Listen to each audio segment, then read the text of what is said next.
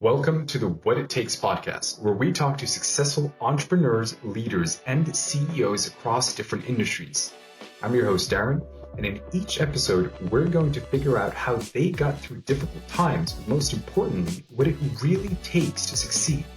So whether you're just starting out your career or you're looking to level up your business game, my goal is to give you real insights and practical lessons from people who have achieved what you want. Hey everyone, my name is Darren. Very excited to be back. So today on the What It Takes podcast, we are joined by Luis Berga. He's a seasoned leader with over 35 years of experience in the medical devices and electronic industries. He's been working with industry giants like Intel and Baxter to drive innovation in startups. And one of the things that I found very inspiring about Luis was that his invaluable insights into leadership, team building, how he learned that from a young age just doing sports, but also just navigating the rapidly evolving technology landscape. And his journey really spans across a lot of different sectors, including education and entrepreneurship, where he to this day continues to create impact through his expertise in medical devices development and commercialization. So, Luis, I want to take the time to thank you so much for wanting to join the podcast today. I'm very excited to talk to you, man. So, welcome. It's my pleasure to be here. Really appreciate it, Luis. So, I want to start off a little bit about your background, because one of the things that you mentioned early on was your early experience in sports. If I remember correctly, relay racing, which helped shape your teamwork skills. So, my question to you is, how has your background in sports influenced your leadership style and ability to manage large teams throughout your career? Yes, great question. The sports background comes from childhood in my case. And as you mentioned, I excel really because I went with college. I have a college. I was participating in college in track and field, and before that in baseball. So track and field is it could be an individual sport, but if you work at the relays, and I was a sprinter, so my races were very short races where a lot of coordination has to be made. And the relays are even more difficult because you have to coordinate four individuals. So what I learned from the relay experience is that the weakest length or the determines the pace of the rest. In other words, there will be always an individual that will be slowest than the rest and will drive the pace of the team. So our main task is to support that individual so that he or she will excel to the level of the others.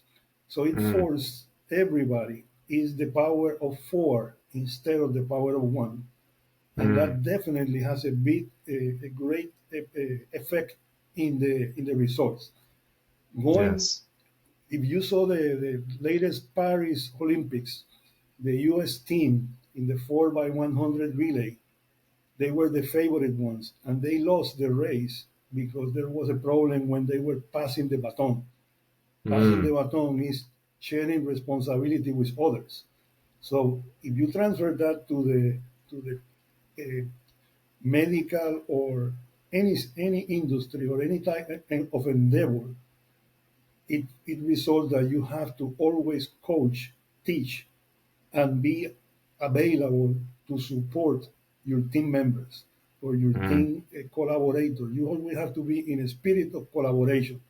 It's always a challenge because they teach you in business schools, engineering schools, that each man is for himself, that you are in a competition, you are like in the jungle competing. Yeah.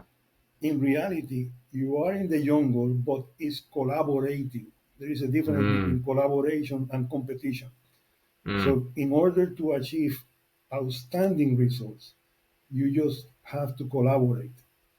You compete, the common enemy is not inside the company, it's outside. So you collaborate with your co-workers, with your peers, with your bosses and with your employees, and make sure that the results are achieved in a coordinated fashion. That's And what I learned speaking from of, sport. The other one is yes, baseball, which is a nine players. It's a nine players sport. So you have to be coordinated and you have to work in teams. Otherwise, you will. amazing. And Louis, speaking about standing results, I mean, you've had quite a distinguished career. You've achieved a lot, right? So why don't you tell everyone a little bit about what it is exactly that you do today? Today, I am working in a startup company. Call it. It's in California. I was teaching after, let's say, after 35 years of medical device and electronic and semiconductors experience in different parts of the world, in the Caribbean, in North America, in Central America, South America, Asia, Europe. I have opportunity to be in all those, and Australia also, in all the continents, Mm, and be able to do what I do best, which is put people working together based on lifelong learning, because I always keep myself in the gym, training, yeah. learning, in other words. So in order to do that, you have to prepare yourself and be able to adapt yourself, be very adaptive. The adaptation, because every single place is completely different, whether Mm, it's a small startup or a very large companies. What change is the setting and the pace, but you are mm, always dealing with people, and you mm, have to be very acute on that. So putting all those together, I was I closed the circle by going to teach. I mm, was hired by the university and I started teaching in the engineering school. While I was teaching, because of a personal family problem, I had to take care of my mother. I mm, went to teach in Puerto Rico. I was in the US, I went to Puerto Rico. And then while I was there, they called me back because they have you became like a relief pitcher, you would say, like uh, you learn to fix problems. So they call you to really, and fixing problems in the sense is making reorganizations, putting people in the right track, helping with strategic planning, formulating strategies, implementing strategies, all of those things. So I am back on doing that. mm. I complete my task. It took me 2 years because the Wow. company was trying to get into the FDA, trying to get into the FDA approval. So in order to do clinical trials, you have to prepare the organization for that. So Mm, now the company is ready to start clinical trials. That process will take 2 or 3 years, and the mm, overall operations remains steady. So they don't mm, need me right now. I'm going back to start teaching in January. mhm. Okay, so now you set that in motion with the FDA process, and you're also doing teaching as well. And and so the startup, that's where you set that whole FDA process in motion, correct? Yes, yeah, I have Yes. the very rare opportunity to work in startups and in large corporations. So Mm, there is no right way of doing it. But in my case, I learned from the large corporations. I learned the discipline of the large corporations, the commitment, and the opportunity to work in large organizations and set up activities in motion and coordinate between countries, coordinate between organizations, mm, and look for big results. I mm. mean, millions of dollars of savings, millions of dollars of investment, uh, Yes. thousands of people of managing. So you get a lot of positive, and some also you learn from bad experience as well. So you have both. Yeah, yeah. Then you go to the startup and you are without resources, with no enough resources. You have to do it. You have to wear multiple hats. You have to do everything because there's nobody Yes. there to do it for you. And the Yes. pace, let's say the large corporations are more of a marathon pace. It's a slower pace, but more steady. The startups are a sprinter, which is Yeah. fast pace, fast results, higher risk, but at the same time, higher motivation and great results as well. So Well, it's both. What do you have in yes. common? What do you have in common in both the small companies and large companies? That you're dealing with people. Uh-huh. A small group of people in the startup and a large group of people in the multinational, but they have the same needs, the same wants, the same desires, the same emotions, the same ambitions, and you have to manage all of that. You Yeah. are like, you could say, like you are like managing a city with all the Mm. citizens. So you have to make sure you are like a mayor in a town. You could say Mm. there's a parallel between a general manager or a executive vice president, whatever you call it, a mayor of a town. You have the president, you have the governors, but that town is yours, and you Yes. have to make sure that the citizens feel comfortable, that they are progressive, and that they see the results. Mm-hmm. That's your small side of the pie. Whether it Mm. is in a multinational, could be a group, could be a division, could be a department, could be a section, or could be the entire corporation. Mm-hmm. A startups is everything because everybody has to do almost every job to make sure Yeah. that the company succeed. But Yeah.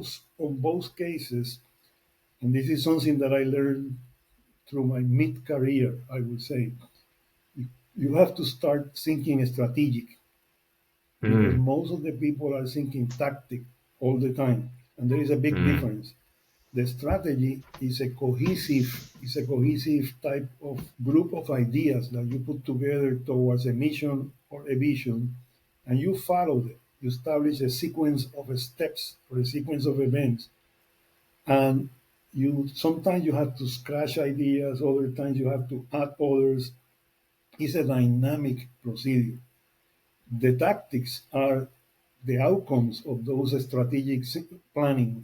The results of those Mm. strategic planning are a small or large tasks that you have to do to accomplish your strategy.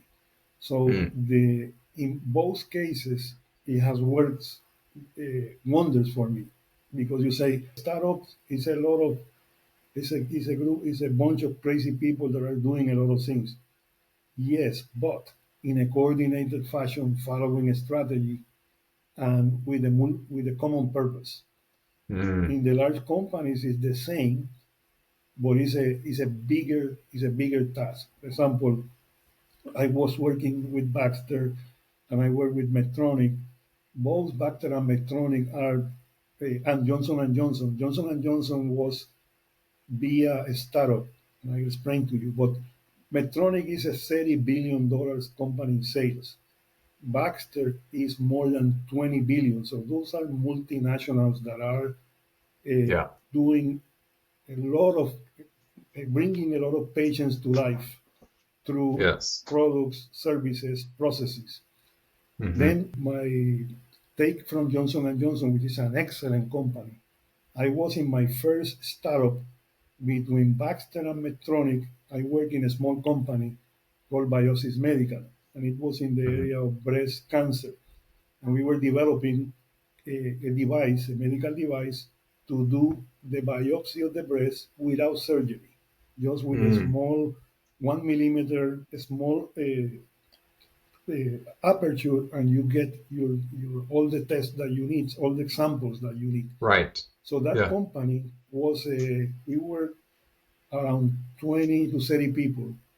We Mm. were competing with at that time a company called US Surgical that was a giant. Mm. They were competing with biopsies in that small segment. So Johnson and Johnson came by, and they were doing what they do the tour, the continuous tour, looking at the company. In other words, doing the due diligence, and they Mm. acquired the company. And all Mm. of a sudden, we had to go from 30 to 150 and create 1 year of full inventory of the product before shutting down the company. And Right. the I used to have I was part of the senior staff. There was a CEO, a CFO, and several other members. So the only one that stayed was myself because I was in charge of the operations and my peer from quality and regulatory. So among the two of us, we had to divide the company in three different segments: R&D, electronic manufacturing, and assembly, which was the manual assembly, and sent the products of those three areas to three different locations in the same company. It was Mm. in Juarez, Mexico for the assembly, Albuquerque, New Mexico for the electronics, and Cincinnati, Ohio for the R&D. And Yeah. we did all of that. And at the end, obviously, they asked me for to stay with J&J, which I think about it many times. But one of the things that you want to have is balance between work and life, and you want to maintain your family as stable as possible. Because in this business, if you could change locations many times, and that somehow will affect your family. So I decided that I want to leave my family in California. So I took a job with Medtronic. So I moved from J&J to Medtronic, to again from a small startup to a very large company, to run Hmm. their hardball division as the vice president of operation at that time. So I spent 5 years with Medtronic, but I learned at that time that my heart was telling me go to startups. You will be more useful. You will you will help more people in the startups than within the large Mm. companies. I think that with Baxter, Medtronic, and Johnson & Johnson, plus Intel and digital equipment before, I have my due with Yeah. multinationals. So then Yeah. after that, I have been working in startups and enjoying it, every bit of it. That's amazing, man. That's amazing. So really what you do now is startups and teaching. And so I want to circle back a little bit, Luis, because obviously you have a lot of experience from different industries, right? You started off at Intel, and you've also Yes. mostly been in the semiconductor and the medical devices industry. So now you mentioned, you've been in Intel, you spoke a little bit about Baxter. So I guess my question, because you started in the semiconductor, which is Intel, you mentioned you had a conversation and learned a little bit about, was it George Moore, the guy who founded Moore's, Gordon Moore was Gordon the chairman Moore, of the board. who, Yeah, fa- who there were three at that time. That was in 1980 to be yes, exact. Uh, and he was the Gordon one Moore who was the came up chairman with of the board. Moore's law. Yes, that Uh-huh. every 24 months you had to double the capacity of the semiconductor, and that Yeah. was the Bible at Intel. And there Yes. were three guys: Gordon, Noyce, and Moore. Gordon, Mm. obviously, the Moore's law, but Yes. then you have Robert Noyce, who was the founder. He found a way to use silicon in this application, so he has a lot of those patents that became the semiconductor industry. And then you Hmm. have the operations guy, which was Andy Grove. Andy Grove is Hmm. one of the most famous one because he was the one who was in charge of the operations. So Andy said that when they reach 600 employees, they need to build a new facility. Doesn't matter Yeah. what. So 600 became like the between 500 and 600. When you reach that level of employment, you need a second facility, a third facility, a fourth one, and that was also a mode of operation. And they Hmm. use a very astute way that they call it constructive confrontation, meaning Hmm. that you could be in disagreement. They say I could be in disagreement with Gordon Moore, but respectfully, I challenge him, and that's what he called constructive confrontation. Confrontation, not in a bad word, but Yeah. in a very positive way. There were discussions at Intel that really mark they make the pace. And they said that Silicon Valley was built around Intel. They were in Sunnyvale and Santa Clara, which is the northern side of California, south of San Francisco, and that's where the Silicon Valley was developed. It was Mm. a great experience, and what is interesting is that with a new platform, they move to a different country. For example, in the 80s, they were in Puerto Rico, and they spent like 15 years in Puerto Rico. A new platform came, and they moved to Costa Rica, which is Central America. Puerto Rico is Mm. Caribbean, Costa Rica is in Central America, and then they spent around 20 years in Intel, excuse me, Costa Rica, and now they moved to Vietnam. So they Mm. are always looking for low cost manufacturing sites with high quality and with great human capital, with great resources. And I tell you, Puerto Rico, Costa Rica, and Vietnam has excellent resources, and they keep working. Right now, I think that you have read in the news that the Biden administration gave them around $9 billion to expand the semiconductor industry in the U.S. Mm. because they want to make the U.S. Self-sufficient. Don't be dependent on Taiwan or other places to receive the semiconductors in case that something might happen and the short China takes over. will have a short supply. Yes, Yeah. so it's really good. Intel has a leadership position, so they are taking advantage of that. They're still in the move, as I said. Yes. Yeah. So, Then obviously the medical industry is also in the move.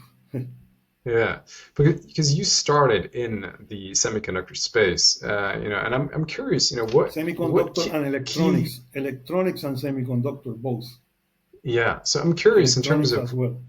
what were some of the key learnings in your time in the semiconductor and electronics industry that really helped you to further succeed in the medical devices industry and development of that? So what were the key takeaways? Like, Excellent question. yeah.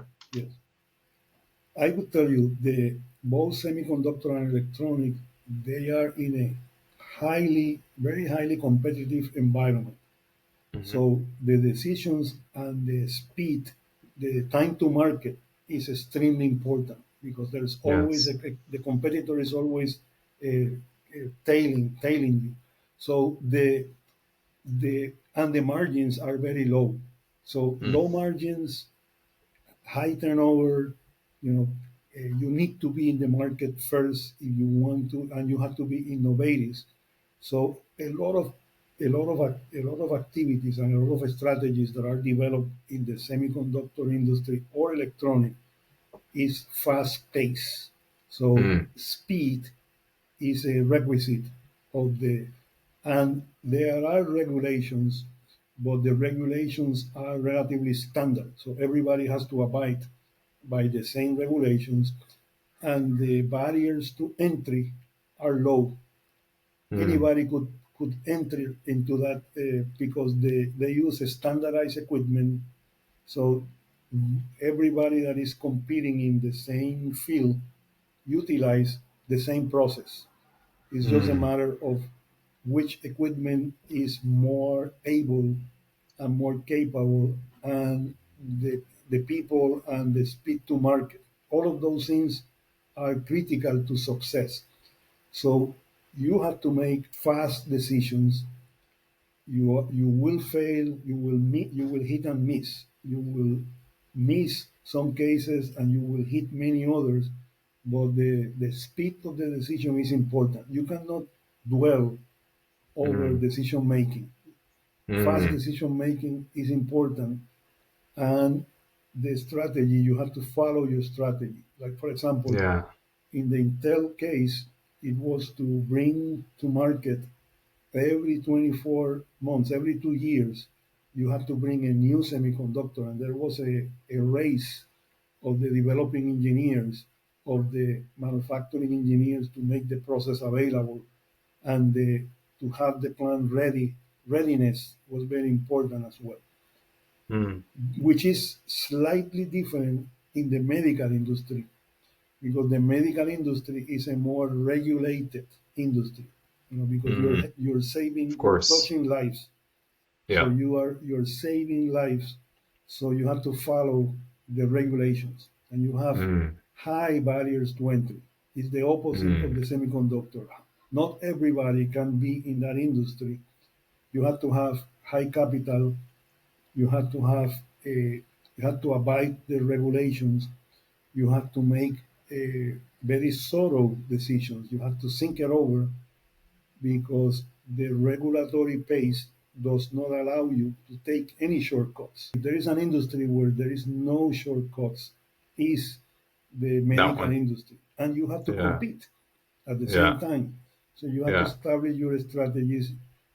The margins are very high, so the salaries and the people that work in that industry are high pay, Mm. and so also is a high touch. There is a lot of Mm. interaction with people, because you have regulatory agencies like the Food and Drug Administration, you have the International Standardization in Europe, you have the Japan Minister of Labor and Work, and you have Anvisa from Brazil. All of those are agencies that will allow you or will block you from getting into their countries.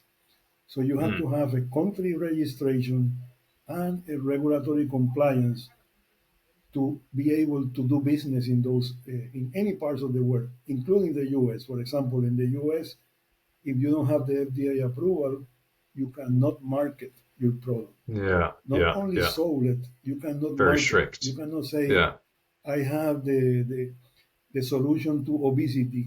If you're not approved by the FDA, you cannot market that. And that is very different from other industries. But the pace is also a very fast pace, because the first in market always take an advantage. The Yeah. followers will benefit from the first in market, but people always go to, let's say, Tylenol, which is from Johnson and Johnson, because it's a brand product. They already know and Yeah. they trust. So Yeah. your products will be there for life. Yeah. Now they have So. the latest type of products are what they call the GLP-1s, which is for diabetes and obesity reduction by via injections.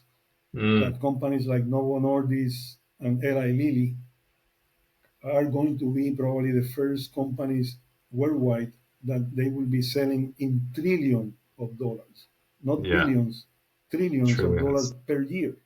That is crazy. That is a huge amount. Yes, So people in are terms of. talking about Nvidia and some of the others, but Eli Lilly and Novo Nordisk, take a look at Yeah. those, because Yeah. they are revolutionizing the market with their GLP options. So talking about how fast paced it is, how important really is it to make decisions fast? And is it also something, is this a trait or a skill that is going to be useful in other areas of life? Yes, Having absolutely. Well, when I say fast, I don't mean you have to do it fast, but very as in cautious sloppy. and Yes. analyzing all the elements. That's where and this is a good segue. I don't know if you were thinking about that, but this is a good segue to artificial intelligence. A lot Mm. of people are talking about artificial intelligence, machine learning. In the 80s, when I was with Intel and with digital equipment in the electronic, they already were talking about artificial intelligence.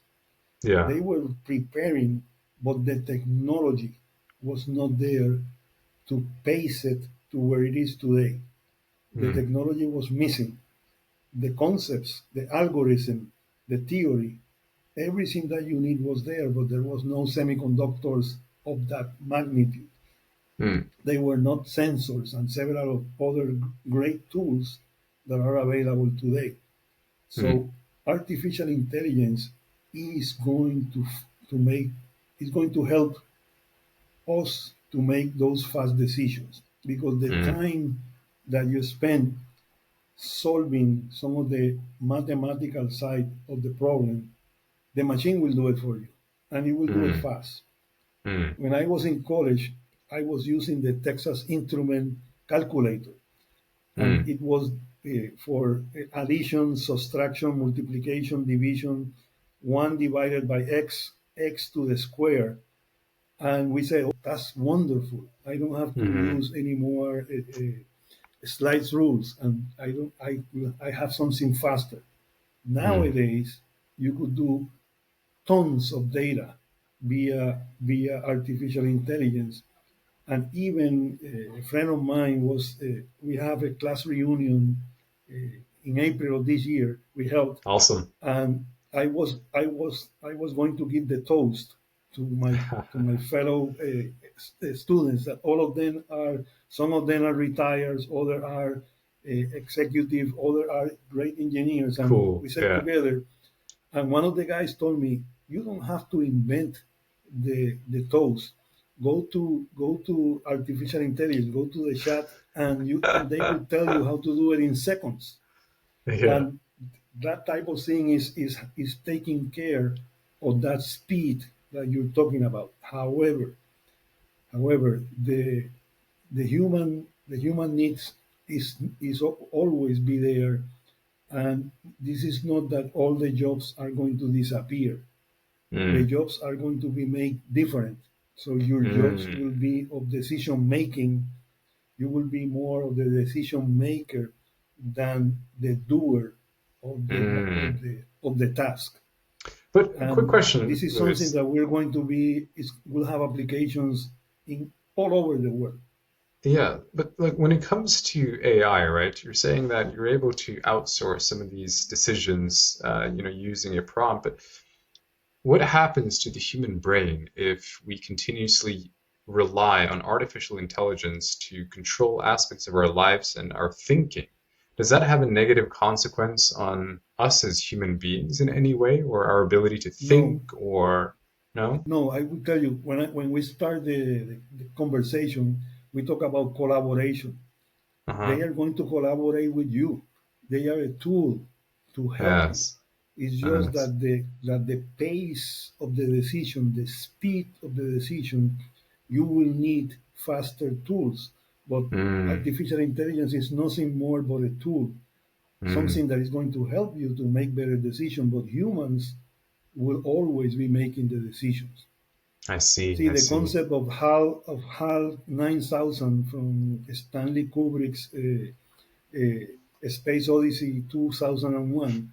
That was the Yeah. first artificial. Everybody remembers that. That's not Mm, going to happen. The computers are mm, not going to dominate you and tell you what mm. to do.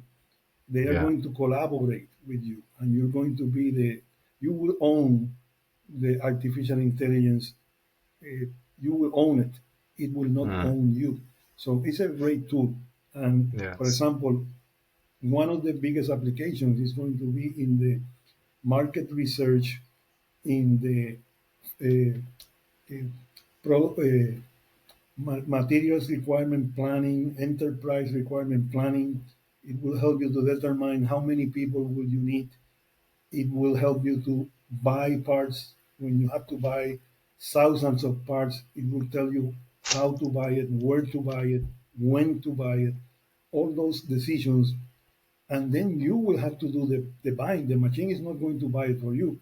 It will help you, it will guide you, Yes. but the final word comes from the humans.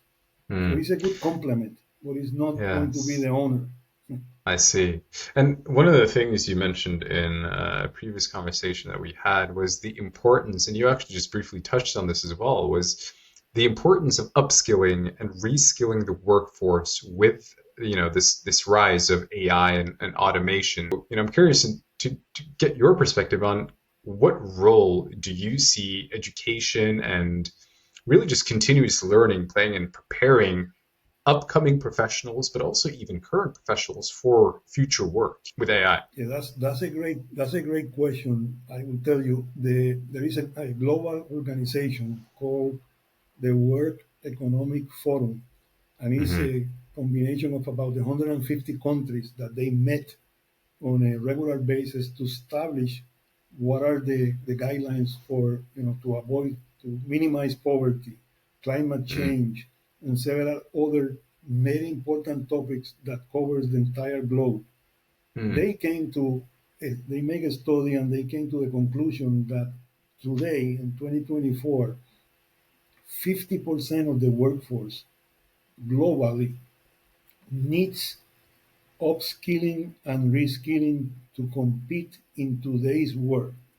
If Mm. we do nothing, that number goes to 90% in 2030. So Wow. people are taking very 2030 already. seriously. Yes, 2030. Wow. 90% of this workforce will need to reskill and upskill. So they are establishing right now a series of grants to help organizations to develop an alternate to that situation. The alternate Uh-huh. is as follows. Not everybody wants to spend 5 years or 4 years in an engineering program to become an engineer or a scientist. So what they are offering is what they call stackable credentials.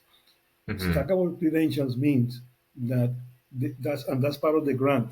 They are conferring grants to organizations, public organizations, private organizations, learning organizations that will develop certification programs to upskills or reskill the workers, Mm. and you don't have to go through a formal bachelor's degree. You could do certifications where you add 24 continuing education units, which, for Mm. example, 24 will be like 6 or 7 different courses that you take I see. in a span of a year and a half to 2 years, and you get your certification. So the certification validates that you are capable to go to work in that specific subject. There are Okay. many subjects in the medical device industry. For example, you could become a regulatory specialist, and regulatory Uh. compliance is a key area. You take your credentials in, let's say, in 10 weeks, and then you have to take examinations and tests. You get your certification and you could start working in that area, and you don't Mm. have to wait 4 years to get a bachelor's degree in biology or Mm. a Mm. bachelor's degree in engineering. So Yes. that's the type of, and they are providing grants, providing funds to companies to prepare the workforce in that regards. The same thing Mm-hmm. goes for artificial intelligence, machine learning, uh, all the elements that you need in the planning side, the elements that you need to deal with the dealing with man and machine. The machining machines are digital or electronic, so you have to Mm. communicate yourself in a different way. You Yeah. have to upskill you have to upskill your learning process. For example, a lot of people are not using books as a learning tool. They're using the internet. So a lot of Mm. the classes, you don't get a textbook. What you get is a series of information through a platform that the colleges or the universities use. And through that platform, you get all the information and all the technical knowledge that you need to pass a course. Mm. In my courses at the university, there is a textbook, but the textbook is digital. So Mm. the students go access the information through computers. What is going to be a requirement is that every single student must have a computer, Mm. and that the government and somebody has to make sure that everybody does it. U.S. I think that is doing a great job there. There are other countries that needs to get to that pace that everybody has a computer at home or at work or at school, because most of the education, that will be the channel. So Mm. many sources of information. So there is a over information crisis in a way that there is a lot of sources. So you have to guide the students to where to find the real sources that are going to help them to overcome the different problems. So, Mm, because engineering, for example, is about problem solving, different mm, types of problems from roads to buildings to systems to computer networks to managing people. All of those are engineering activities. So you have to learn the potential engineers, the students, how to solve those problems, and so on mm, and so forth with the different professions, with the different mhm. areas of knowledge. That's very incredible. But I mean, it's a very fascinating and interesting work. it Again, is. what I recommend to everybody is don't stop learning. Mm. And doesn't mean that you have to go all your life to school. No, but you find your way to learn. There are But when many ways to learn, yeah, and you never stop doing it. but when it comes to learning, a lot of the times, and I think especially in our society today, there is a lot of misinformation. I read a post not too long ago that Yes. said that in not too long, we won't be able to distinguish real from fake, which has been generated through artificial intelligence. So how does one find the source of truth in our current environment and especially digitally when wanting to learn something new? What is the best way to Is learn? is is a very interesting and complicated question at the same time, because Mm, a lot of the fake news that you see today is for marketing purpose. Is for they yeah. want to sell a product. They want to sell a product. They want to sell an idea, and they use that distortion of the truth, or give you half Mm, truths, or in some cases complete lies. So mm, the way of doing it look like the same thing that you do when you are a patient. You look for second or third opinion before going into surgery. You do the mm, same thing before making a big decision. Look for different sources. Look for alternative sources. yeah. You could see it every day in the television. And television, they live and die by advertisement, promotion, Mm, marketing. So that has become the norm now, that you cannot distinguish between what is real, what is fake.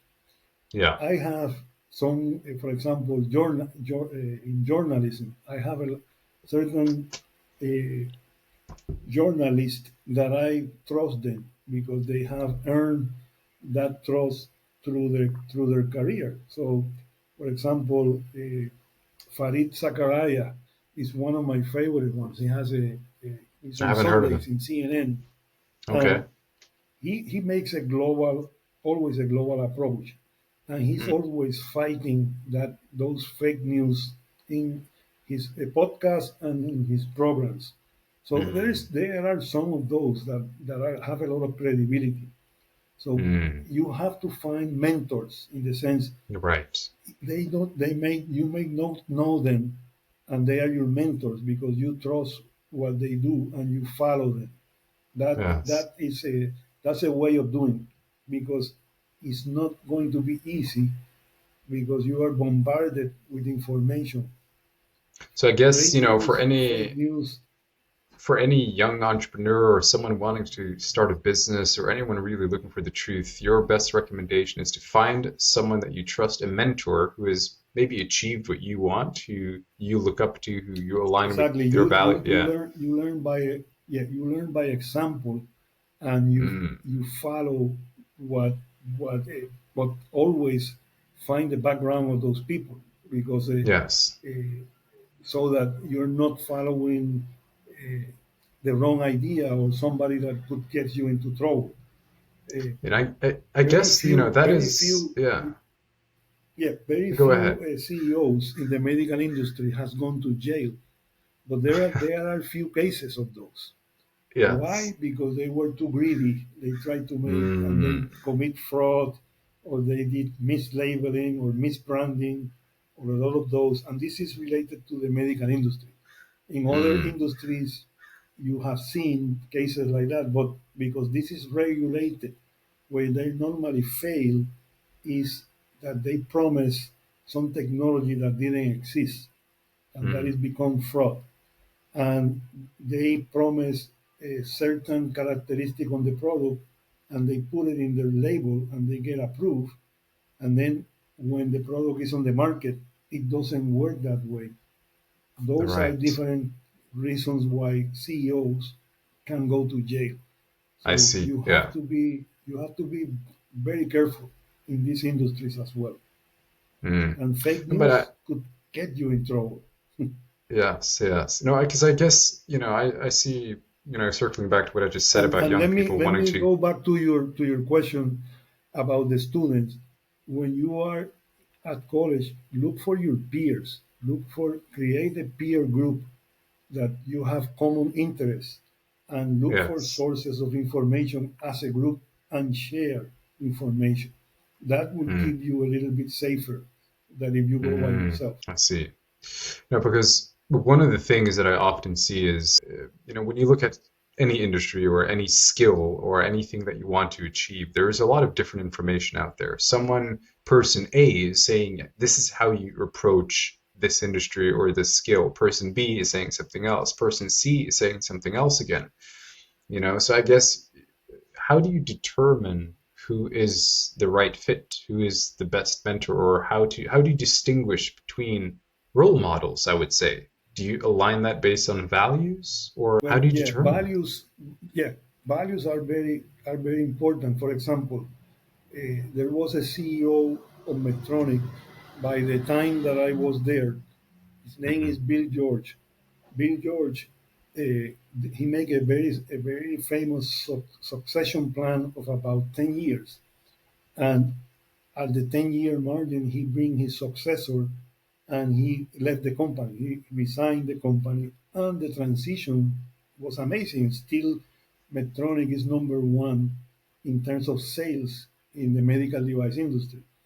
And where Hmm. is Bill George nowadays? He's a Harvard full-time professor.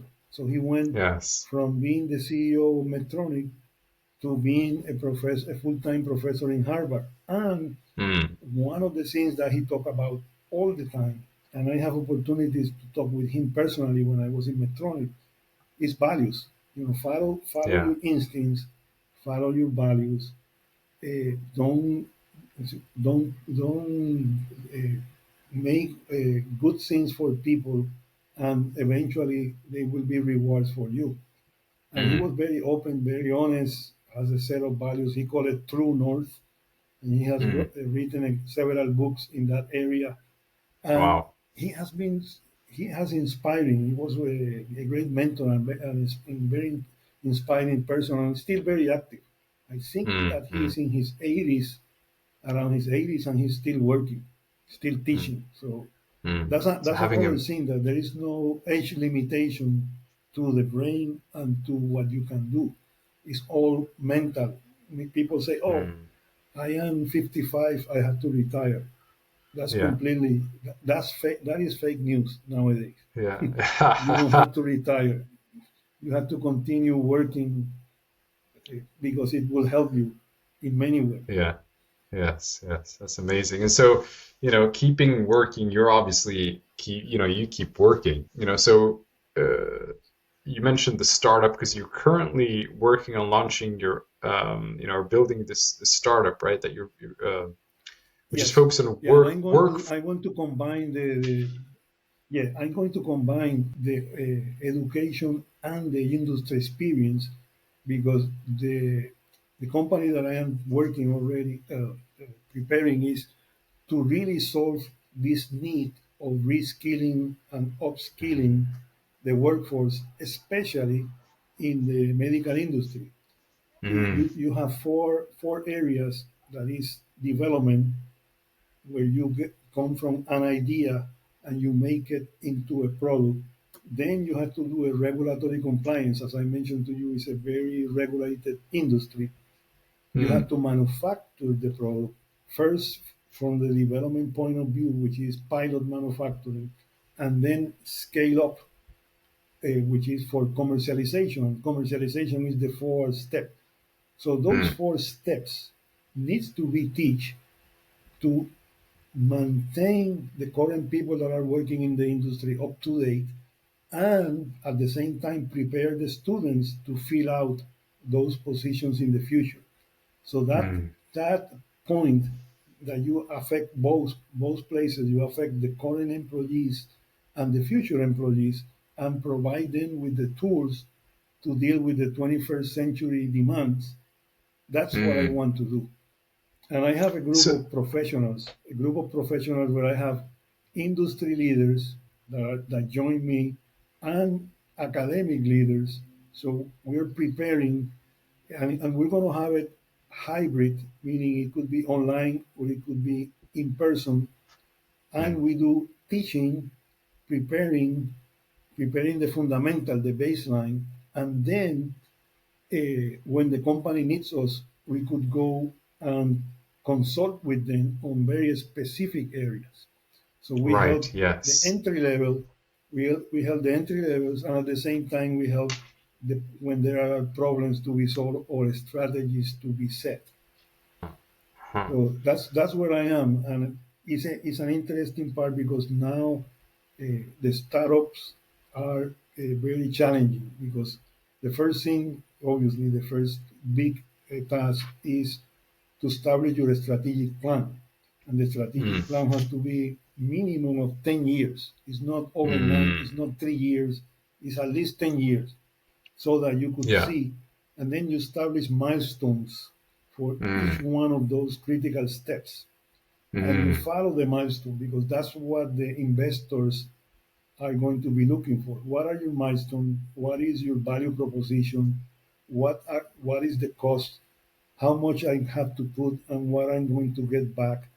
So we try to be as free as possible from the investment community, but there will be a time, like in every startup, where you will be needing your investors. So you mm. better have a good plan that they will understand and they will be able to support. And you have to be also ready to receive a lot of no's before you get a Yes, yes. yes. A lot of doors will be closed before one of them is open. But you have to Mm, develop that resilience mm. to accept that you have to be very persistent to get that initial funding to put your company into practice. And So, but on Louis, the what same is, time, you have to have fun in what you do. You have to enjoy yeah, what you do and have fun. passion. Yeah. So, what is the next milestone for your startup? If you want to share that. We need to get funding to get our classes to put our classes in a professional way, just like you and I are talking here in a very professional way. That's the type of class that we want to give to the students. Mm, Recorded classes, online classes that they could see whenever they want to see it and they could learn from it. And in mm, order to do that, you will need a marketing organization, you will need to outsource that type because we don't want to have a lot of employees. We want to have a small group of employees and outsource some of those type of activities. So the broadcasting, the preparation of the courses, we do that, but the recording of the classes and the professionalism of the classes and make sure that the classes bring sufficient background illumination so that the students don't get bored, so they yeah. learn and enjoy what they're doing. And Yes. then we will do hybrid. After COVID, we all learn that we are in a changing world, that present, 100% present is not going to be the norm. The new norm is going to be online and a little bit of both, online and present. So we call it the hybrid mode. And that's Mm, what we want to achieve. The mm, consulting has to be in person. So that part of the process is in person, but the teaching could be done hybrid or online. mm. It's amazing. So, Louis, we're entering close to our time here today, but if my final question for you, and if you had to give one piece of advice to a young person starting out their career, or perhaps even your younger self, that one thing, one piece of advice, what would it be? Always listen to your elders, listen to what other people has to say, but stick to your passion. You're going to receive a lot of advice, a lot of them don't do it, be careful, take your time, all delaying factors. If Mm, you follow your passion, you will listen, but at the same time, you will follow your passion and you will execute. And mm, never stop learning, because the what is going to give you the strength is the knowledge. mm, Nobody could take your knowledge back. They could take you a lot of things, but nobody will be able to take your knowledge. Follow your passion, continue learning, listen to your elders and to other people. When I say elders, I mean not only your parents, but all the people that are your ecosystems. Look, mm. listen to them. Amazing advice. Those Thank you three. so I don't much. want to not complicate it anymore. Oh, we keep it simple. I love that, man. Luis, I really want to thank you for coming on the podcast, sharing your journey, sharing your experience, but also giving a lot of valuable insights into AI, what you're doing, and really the importance of being able to upskill oneself with the rise of automations in AI and how those people can really participate and be a good part of society. So again, Luis, thank you so much for being part of this podcast. It was a pleasure speaking with you. Thank you. My pleasure to be with you. Thank you very much for inviting me.